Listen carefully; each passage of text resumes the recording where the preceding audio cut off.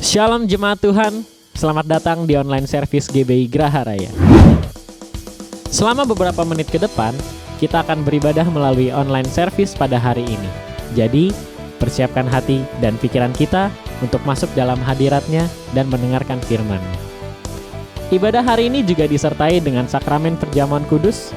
Saudara dapat mempersiapkan kelengkapan perjamuan kudus berupa sirup anggur atau teh dan roti atau biskuit. Enjoy your service and God bless you all.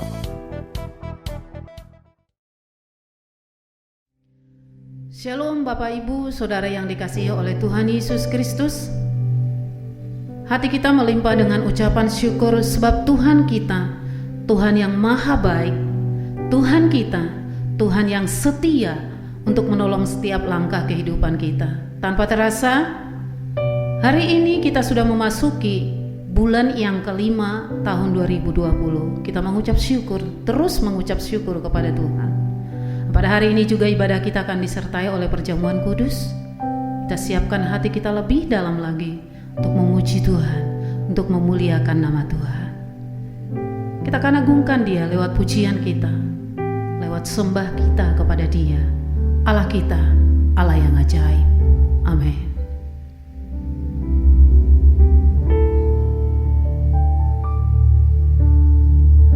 Telah kulihat bukti kasih-Mu, Kau menderita gantikanku. Dengan darah-Mu Kau selamatkanku. Kini ku hidup menyenangkan-Mu. Kulihat bukti kasih-Mu, Kau menderita gantikanku. Oh, dengan darah-Mu Kau selamatkanku.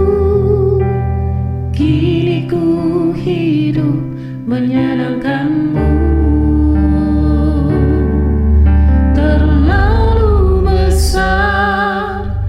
Kasih-Mu Bapa, pengorbanan yang Kau berikan bagiku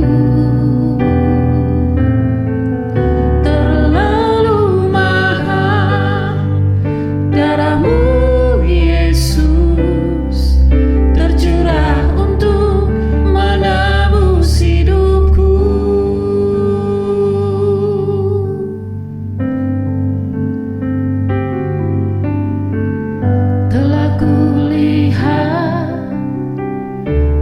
Kasih-Mu, Kau menderita gantikanku.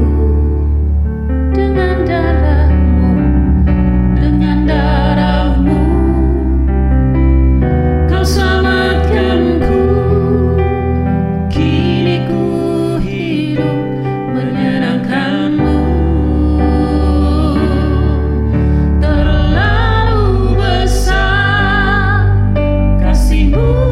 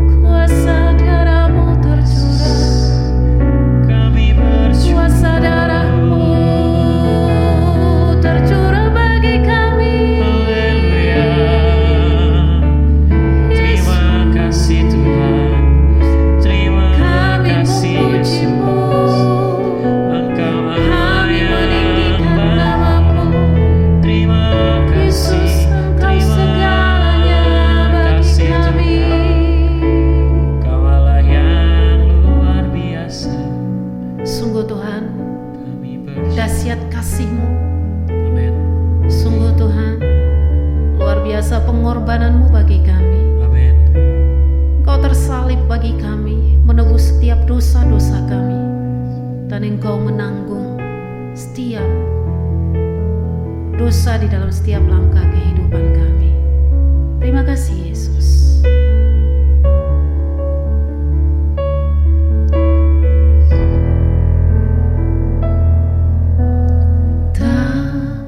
Terukur kasih-Mu Yesus, Kau telah mati gantikan diriku, Kau curahkan darah-Mu untuk tebus dosaku.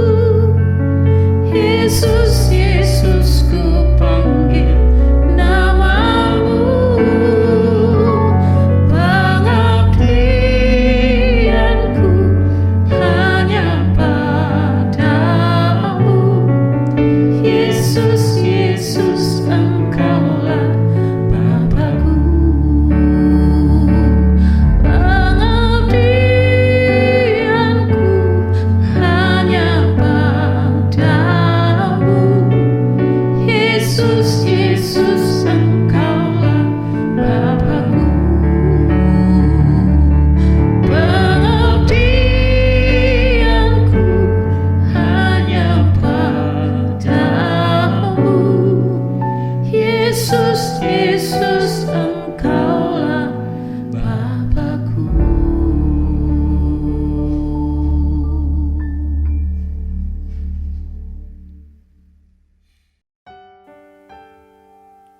Shalom saudara, mari kita siapkan hati kita untuk mendengarkan firman Tuhan pada hari ini. Mari kita tundukkan kepala, kita berdoa. Bapa di surga, terima kasih buat kesempatan hari ini Tuhan. Kami boleh beribadah kepadamu secara online ya Tuhan. Kami percaya firman Tuhan yang disampaikan pada hari ini boleh menjadi berkat bagi setiap orang yang mendengarnya ya Tuhan. Kami percaya firman-Mu ini akan bertumbuh berakar, bahkan berbuah-buah lebat untuk kemuliaan nama Tuhan. Terima kasih Bapa di surga, dalam nama Yesus Kristus kami sudah berdoa dan kami sambut firman Tuhan. Amin. Baik saudara, di awal Mei ini kita masih tetap beribadah secara online. Saudara semua yang di rumah dengan keluarga, nanti setelah firman Tuhan kita mempersiapkan roti dan anggur untuk kita menerima sakramen perjamuan kudus. Pada hari ini saya akan berbicara tentang anak yang terhilang. Dari Injil Lukas pasal yang ke-15. Saudara-saudara yang di rumah semua, siapkan firman Tuhan, Alkitab. Buka Injil Lukas pasal yang ke-15. Injil Lukas pasal 15 ini, dari ayat 1 sampai ayat 32, ini berbicara 3 hal. Tuhan berbicara tentang perumpamaan.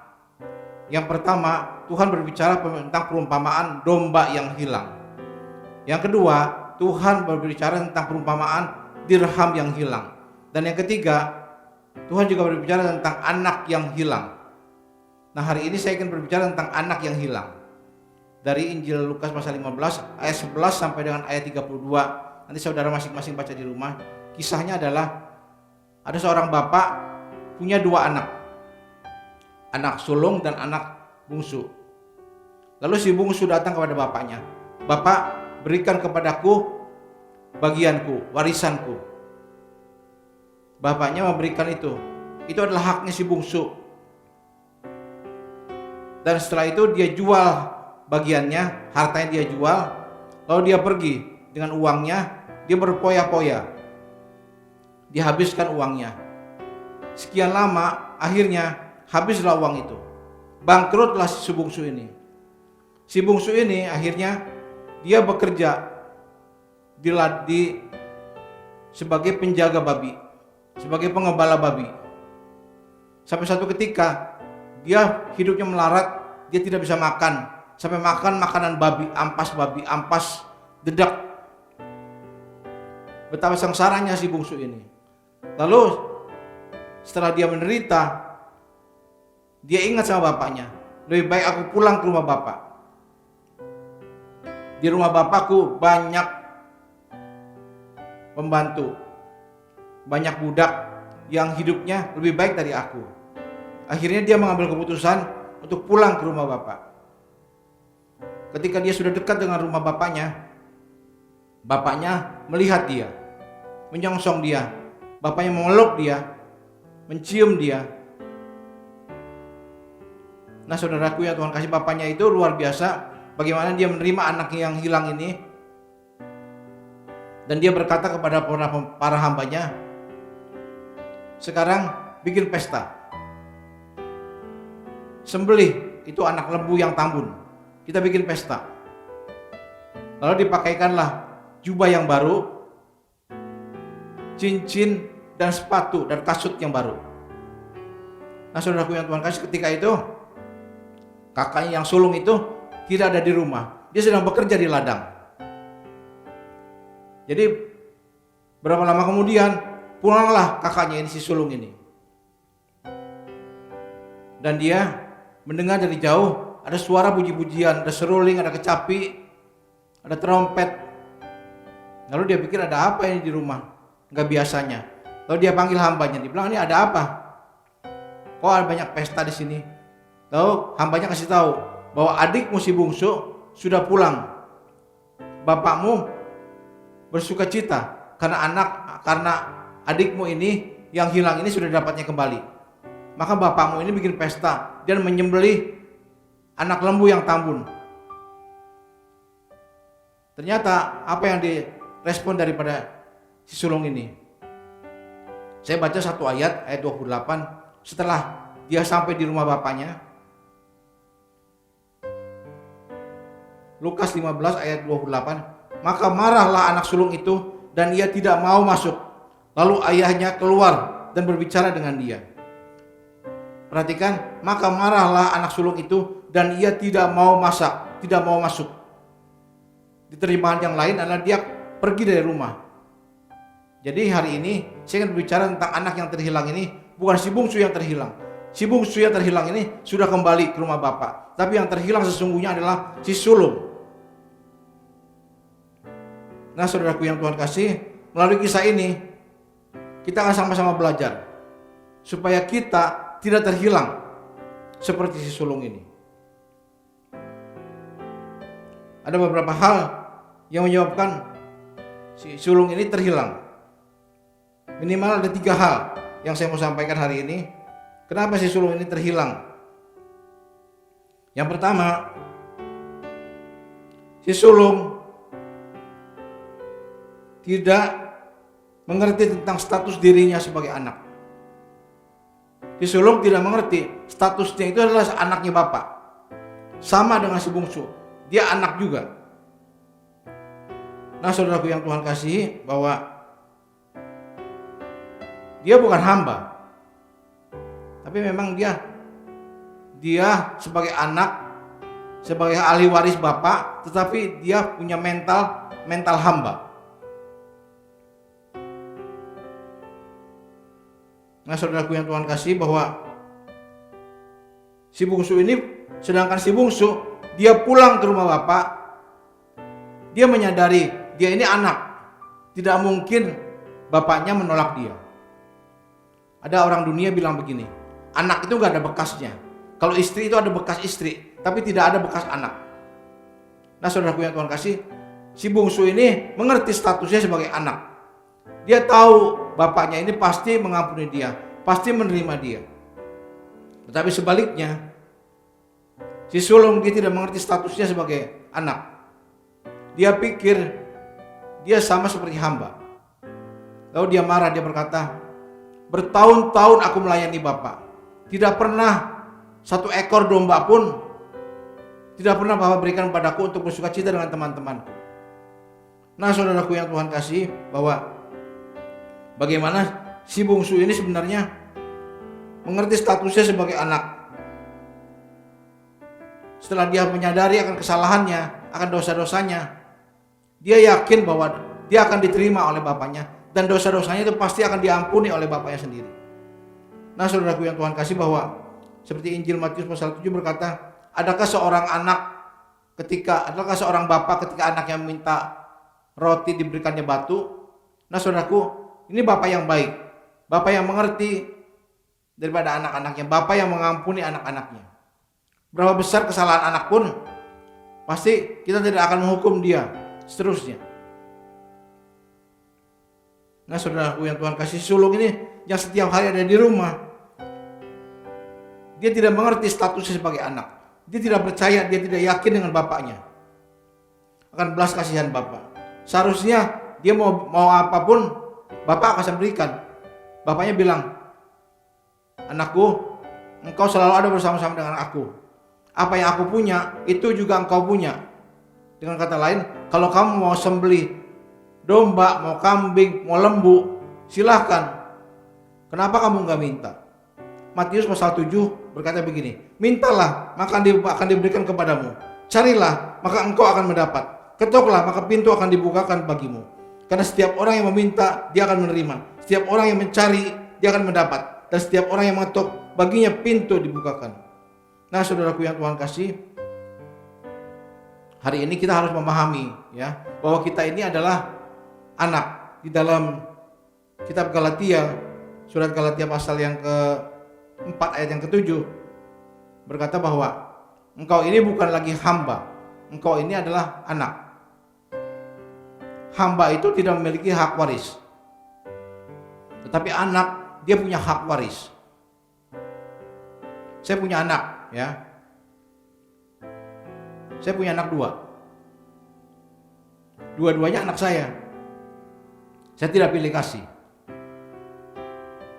Dan pada suatu hari ketika saya meninggal, mobil yang saya punya itu akan diambil sama anak saya. Itu haknya dia. rumah yang saya punya itu akan menjadi haknya anak saya. Kenapa? Karena dia adalah anak, tetapi tidak lain dengan pembantu, dengan hamba. Umpamanya ada hamba yang sudah setia dengan saya puluhan tahun. Ketika saya meninggal dia berkata, saya kan hamba yang setia. Sekarang Om Hengki sudah meninggal. Itu kan rumahnya boleh dong menjadi milik saya karena saya hamba yang setia. Saudara itu tidak bisa demikian. Hukum di dalam negara ini tidak bisa demikian. Dia tidak memiliki hak waris karena dia adalah hamba. Ketika anak, dia menerima hak waris. Saudara, kita ini punya hak waris. Status kita bukan lagi hamba, ya. Dulu saya hamba. Hamba apa? Hamba dunia, hamba uang, hamba nafsu. Tapi sekarang saya bukan lagi hamba, tapi saya anak Bapa di surga. Nah, saudaraku yang Tuhan kasih, jadi kita harus mengerti status kita sebagai anak Bapa, ya. Sedangkan si sulung dia tidak mengerti statusnya sebagai anak. Dia pikir dia adalah seperti hamba. Anak tapi memiliki karakter hamba. Saudaraku yang Tuhan kasih, hal yang kedua, mengapa si sulung terhilang? Yang kedua, si sulung tidak memahami kasih bapaknya. Yohanes pasal 3 ayat 16 berkata, karena begitu besar kasih Allah akan dunia ini, sehingga ia telah mengaruniakan anak yang tunggal, Yesus Kristus, supaya setiap orang yang percaya kepadanya tidak binasa, melainkan beroleh hidup yang kekal. Nah saudara, kasih Bapa dengan si sulung, kasih Bapa dengan si bungsu itu sama. Kasih Bapa itu kepada anak itu luar biasa, ya. Saya seorang bapak. Satu hari anak saya sakit. Dia harus menjalani operasi. Seandainya boleh, waktu itu saya menggantikan. Saya bilang, kamu gak usah sakit, papa yang sakit. Kamu gak usah dioperasi, papa yang operasi. Itu hati bapak, itu hati saya terhadap anak-anak saya. Demikianlah hatinya Tuhan. Dia Bapa yang baik, Bapa yang kekal. Dia mengasihi setiap orang. Saudaraku yang Tuhan kasih, kita harus memahami begitu besar kasih Bapa kepada kita. Kasih itu identik dengan korban. Orang yang mengasihi itu pasti rela berkorban. Kalau saudara mengasihi seseorang, saudara pasti rela berkorban untuk seorang itu. Nah saudara, Bapa dia sudah berkorban. Yesus sudah berkorban di atas kayu salib. Dia mati. Kenapa? Karena dia mengasihi kita, orang-orang yang berdosa. Saudaraku yang Tuhan kasih, bahwa kalau suami berkata, aku mengasihi engkau istriku, suami harus rela berkorban untuk istrinya. Sebaliknya istri rela berkorban untuk suaminya. Kalau orang tua berkata, aku mengasihi engkau anakku, orang tua rela berkorban untuk anak-anaknya. Demikian juga anak-anak rela berkorban untuk orang tuanya. Nah saudaraku yang Tuhan kasih, hal yang kedua ini perlu dipahami dengan benar, bahwa kita ini sangat dikasih oleh Bapa. Sedangkan si sulung dia tidak memahami tentang kasih Bapa itu. Saudaraku, kita harus mengasihi semua orang. Bahkan Tuhan berkata, kasihilah musuhmu. Kalau engkau ditampar pipi kananmu, kasih pipi kirimu. Kalau ada yang meminta bajumu, jubahmu kamu kasih, jasmu kamu kasih. Tuhan begitu mengasihi, luar biasa. Saudara, dia mengasihi si sulung, dia mengasihi si bungsu.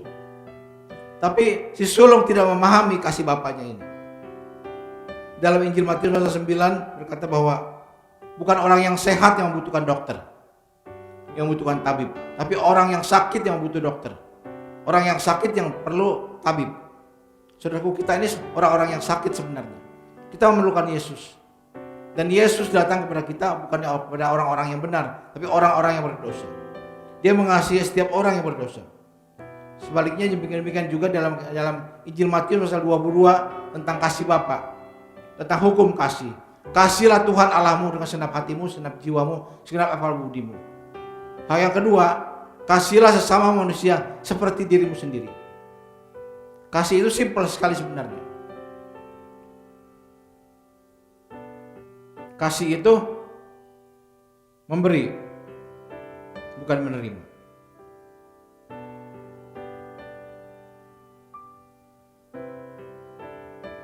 Saudara, yang kedua, kita harus memahami tentang kasih Bapa. Kita juga harus mengasihi orang-orang yang ada di sekitar kita, mengasihi jiwa-jiwa. Saudaraku yang Tuhan kasih, bahwa jadi dua hal tadi ya. Yang pertama, si sulung terhilang. Kenapa? Yang pertama karena dia tidak tahu statusnya sebagai anak. Yang kedua, si sulung terhilang karena dia tidak memahami tentang kasih Bapa. Bagian yang terakhir, yang ketiga, kenapa si sulung terhilang? Si sulung tidak menghargai nilai sebuah pengampunan. Si bungsu menyadari kesalahannya. Dia menyadari dosa-dosanya. Lalu dia berpikir, betapa sengsaranya aku sebagai anak bapak. Sedangkan aku biasa di rumah bapak aku makan babi panggang, babi hong. Di sini aku makan makanan babi. Betapa sengsaranya aku. Lalu dia menyadari akan dosa-dosanya. Lebih baik aku pulang ke rumah bapak. Lebih baik aku pulang ke rumah bapak. Nah saudara, dosa memang memisahkan antara bapak dengan anak. Dosa dalam bahasa asli memakai kata kata'ah, bahasa Ibraninya. Bahasa Yunaninya memakai kata hamartia. Artinya sama, yaitu meleset dari sasaran. Tidak tepat sasaran, tidak sesuai dengan tujuan Tuhan. Nah saudaraku yang Tuhan kasih, dosa itu tidak bisa ditebus dengan uang, dengan harta, dengan perbuatan-perbuatan baik. Karena di dalam kitab Nabi Yesaya pasal 64 berkata, segala kesalehan manusia itu seperti kain yang kotor di hadapan Tuhan. Saudara, ada sebuah joke dari orang Cina, teman saya bilang begini, seandainya manusia yang pertama yang diciptakan Tuhan itu adalah orang Cina, pasti namanya bukan Adam dan Hawa, tapi Atyam dan Ahwa katanya. Kalau Atyam dan Ahwa itu manusia yang pertama, pasti dia tidak jatuh dalam dosa. Kenapa? Ketika dia dikasih apel, dikasih buah itu, dia nggak makan. Dia jual, lumayan 1 kilo 70.000. Nah saudaraku yang Tuhan kasih, lalu seandainya Atyam manusia yang pertama, dia tidak telanjang, dia pasti pakai jas seperti saya. Kenapa? Karena dia pakai jas Atyam Taylor, karena dia punya Taylor. Nah saudaraku yang Tuhan kasih, nilai pengampunan itu sangat luar biasa. Kita tidak bisa membayarnya dengan harta kita, dengan kebaikan kita. Satu kali Petrus bertanya kepada Tuhan, Tuhan, kalau seandainya ada saudaraku yang bersalah kepadaku, yang menyakiti hati aku, berapa kalikah aku harus bisa mengampuni? 7 kalikah? Tuhan bilang bukan 7 kali, tapi 70 kali 7 kali. Saudara, sebuah perkalian bukan 7 kali 7. 7 kali 7 49. Ini adalah 7 kali 7 49. Hasilnya kali 7, hasilnya kali 7, hasilnya kali 7. Coba nanti saudara hitung di rumah ya. Berapa perkalian 7 kali? Yang saya dapatkan ini minimal ada 2,8 miliar. Apa artinya? Artinya setiap kali, setiap waktu orang bersalah kepada kita, kita harus mengampuni.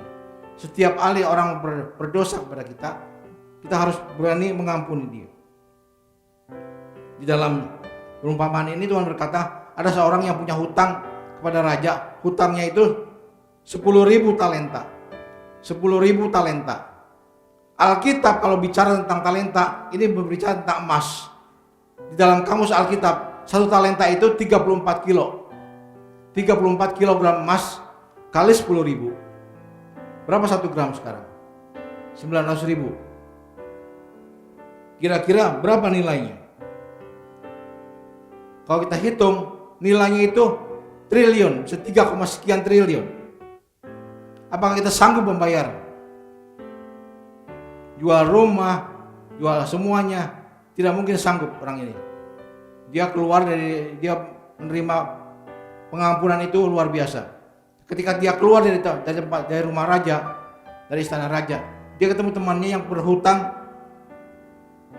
100 dinar. 100 dinar kurang lebih 5 juta. Lalu dia berkata begini, kamu kan punya hutang sama aku 5 juta. Ayo bayar dong. Janji terus. Dibilang, ampuni aku, maafkan aku belum punya uang. Lalu dia marah, lalu dia pukul, dia panggil polisi, dia jebloskan ke penjara. Ada seorang temannya melihat itu. Lalu dia laporkan kepada raja. Dia bilang, raja, orang itu yang Tuhan ampuni, yang Tuhan bebaskan hutangnya 10.000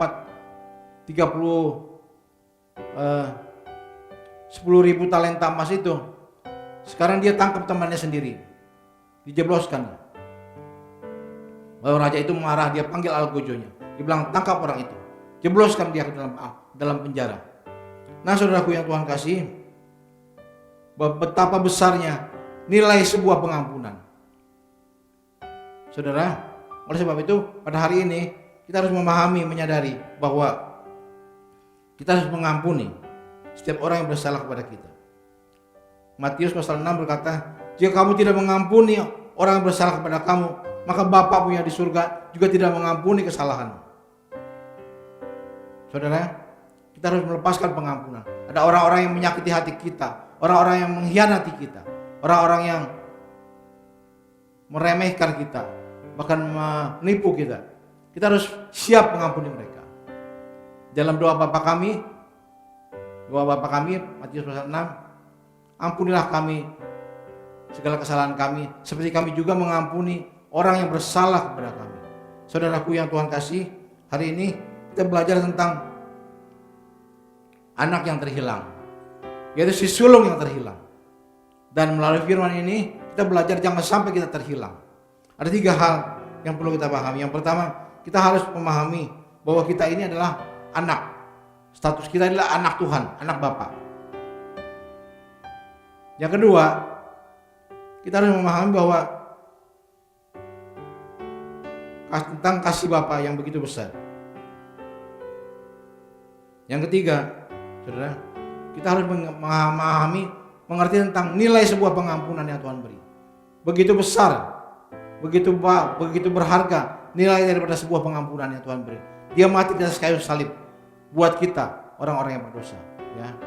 Sebab itu pada hari ini biar kiranya firman Tuhan menjadi kekuatan buat kita semuanya. Amin. Tundukkan kepala, kita berdoa.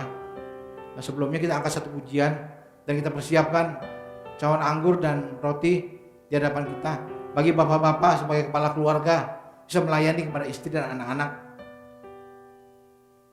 Siapkan anggur dan roti.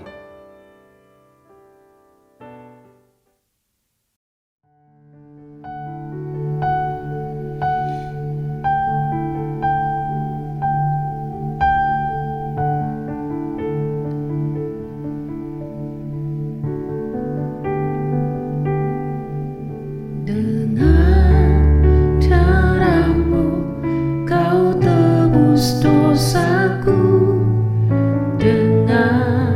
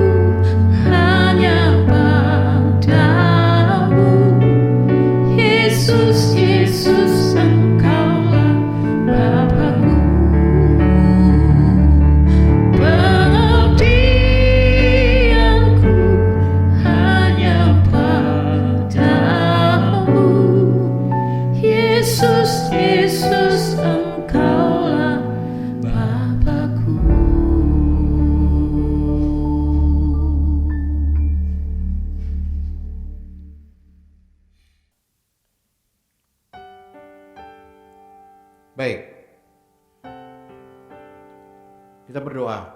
Bapa di surga, terima kasih buat firman yang kami dengar pada hari ini. Kami percaya bahwa firman-Mu meneguhkan hati kami, memampukan kami supaya kami tidak terhilang seperti sulung ini ya Tuhan. Mampukan kami untuk menjadi pelaku-pelaku firman Tuhan, supaya kami bisa memahami bahwa status kami adalah anak. Yang kedua, kami memahami tentang kasih Bapa yang begitu besar. Yang ketiga, kami memahami tentang nilai sebuah pengampunan yang Tuhan berikan kepada kami. Malah pada saat ini ya Tuhan, tolong kami semuanya. Saatnya sebentar kami akan menerima sakramen perjamuan kudus di rumah masing-masing ya Tuhan. Roti dan anggur yang kami persiapkan, kami percaya roti dan anggur ini akan menjadi berkat buat kita semuanya. Sebab itu saudara-saudara, arahkan hatimu. Kita bangkit berdiri bersama-sama. Kita siapkan roti di tangan kanan kita.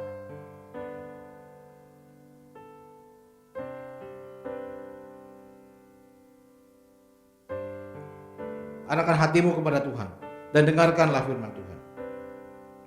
Sebab apa yang telah kuteruskan kepadamu telah aku terima dari Tuhan, yaitu bahwa Tuhan Yesus pada malam waktu ia diserahkan, ia mengambil roti dan sudah itu ia mengucap syukur atasnya.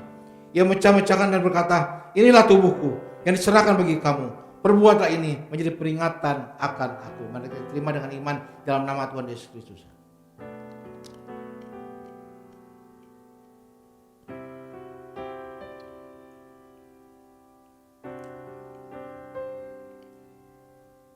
Sekarang saudara, persiapanlah cawan anggur di tangan kananmu, angkat tinggi-tinggi di hadapan Tuhan.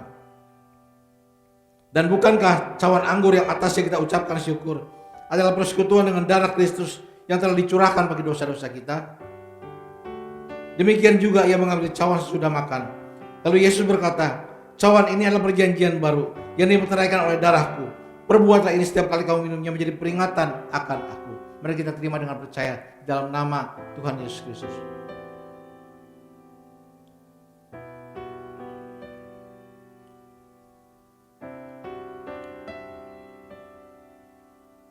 Terima kasih Tuhan buat persekutuan yang indah pada hari ini. Kami bisa bersekutu sehidangan dengan Engkau dalam sakramen perjamuan kudus. Kami percaya bahwa Engkau hadir di tengah-tengah kami. Engkau hadir di tengah-tengah keluarga yang mengalami mujizat Tuhan, kuasa Tuhan. Engkau hadir menyembuhkan, Engkau hadir memulihkan, Engkau hadir yang lemah Tuhan kuatkan. Bapa di surga, terima kasih untuk saat yang mendatang. Biar kiranya Tuhan tolong kami semuanya. Berkati semua umat-Mu ya Tuhan, semua jemaat-Mu, semua yang mendengarkan firman Tuhan melalui Wira Online ini Tuhan. Terima kasih Bapa di surga, dalam nama Yesus Kristus sudah berdoa dan kami mengucap syukur kepada-Mu. Haleluya. Amin.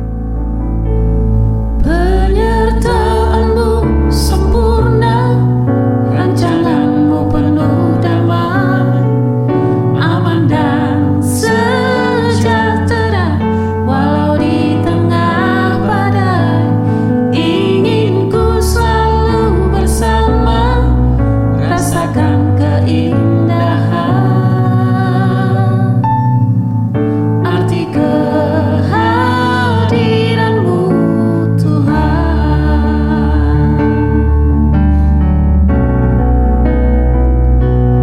Penyertaan-Mu sempurna, rancangan-Mu penuh damai, aman dan sejahtera walau di tengah badai.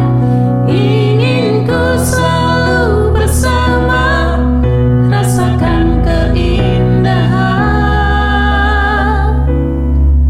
arti kehadiran-Mu Tuhan. Arti kehadiran-Mu Tuhan. Arti kehadiran-Mu Tuhan.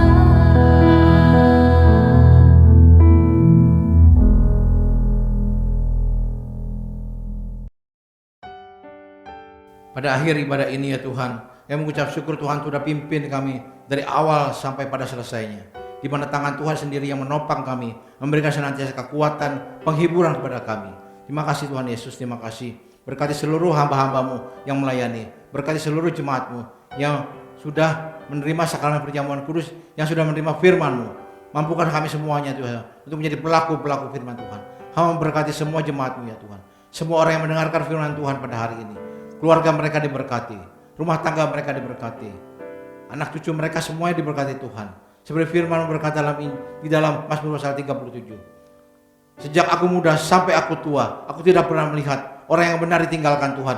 Anak cucunya tidak akan meminta-minta, tapi dia akan menjadi berkat buat banyak orang.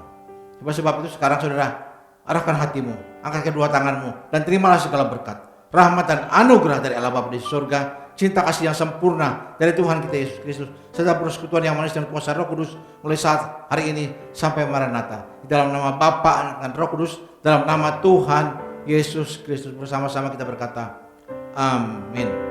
Di Tuhan berkati.